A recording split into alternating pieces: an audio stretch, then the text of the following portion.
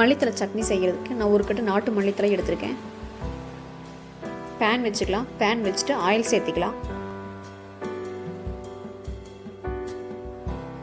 Oil சூடானதும் ஒரு spoon உளுந்த பருப்பு சேர்த்திக்கலாம். அது கூடயே ஒரு ஸ்பூன் கடலைப்பருப்பு சேர்த்திக்கலாம்.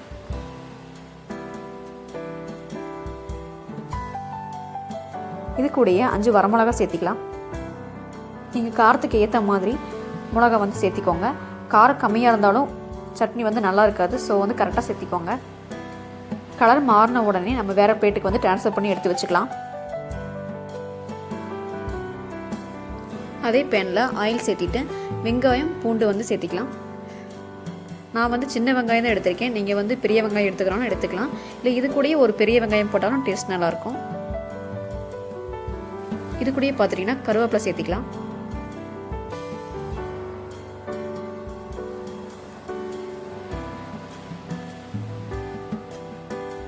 இது எல்லாமே நல்லா பொன்னிறமாக வதங்கட்டும்.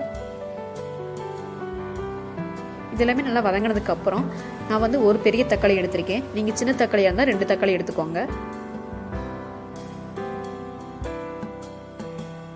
வெங்காயம் தக்காளி ரெண்டுமே நல்லா வதங்கிறதுக்கு கொஞ்சம் சால்ட் சேர்த்திக்கலாம்.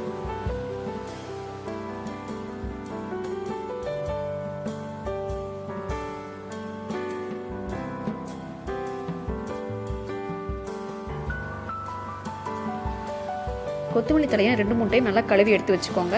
ஏன்னா அதில் வந்து மண் இருக்க சான்சஸ் இருக்குது. ஸோ நல்லா 2-3 டைம் நல்லா கழுவி எடுத்து வச்ச மல்லித்தலையை வந்து சேர்த்திக்கலாம். மல்லித்தலையை பொடியை கட் பண்ணி சேர்த்திக்கிறனாலும் சேர்த்திக்கலாம். நான் அப்படியே சேர்த்திக்கிறேன்.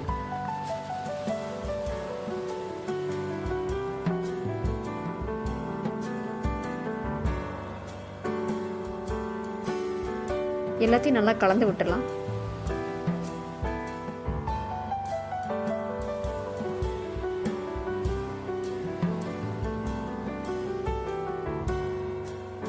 இப்போ பாருங்கள், மல்லித்தலை நல்லா குக் ஆயிடுச்சு. இப்போ இந்த டைமில் நம்ம தேங்காய் சேர்த்திக்கலாம்.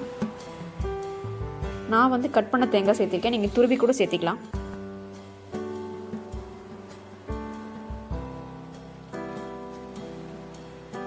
எல்லாத்தையும் நல்லா கலந்து விட்டுடலாம்.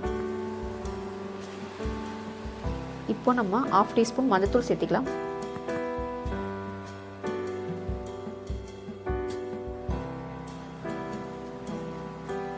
இப்போ நம்ம புளி சேர்த்திக்கலாம்.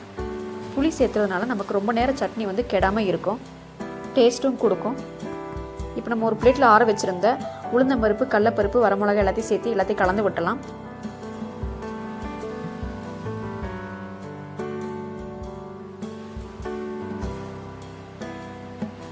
இப்போ இது எல்லாமே நல்லா ஆறட்டும். அது வரைக்கும் நம்ம வந்து வெயிட் பண்ணலாம். இப்போ இது எல்லாமே நல்லா ஆறிடுச்சு. இதை வந்து நம்ம மிக்ஸி ஜாரில் மாற்றிக்கலாம்.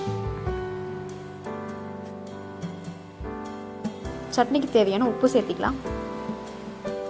அரைக்கும் போது பார்த்துட்டிங்கன்னா நிறைய தண்ணி ஊற்றி அரைக்காதீங்க, டேஸ்ட்டு மாறிடும். கெட்டியாக அரைச்சிக்கோங்க. அதுதான் வந்து சாதத்துக்கும் நல்லாயிருக்கும் சாப்பிட்றதுக்கு. பாருங்கள், சட்னி சூப்பராக ரெடி ஆயிடுச்சு. இந்த சட்னியை நீங்கள் சாப்பாடு, இட்லி, தோசை, சப்பாத்தி எது கூட வேணாலும் வச்சு சாப்பிட்லாம். டேஸ்ட்டு சூப்பராக இருக்கும், ஹெல்த்தியும் கூட. நெக்ஸ்ட் வீடியோவில் மீட் பண்ணலாம். மறக்காமல் சேனலை சப்ஸ்கிரைப் பண்ணிடுங்க. தேங்க்யூ.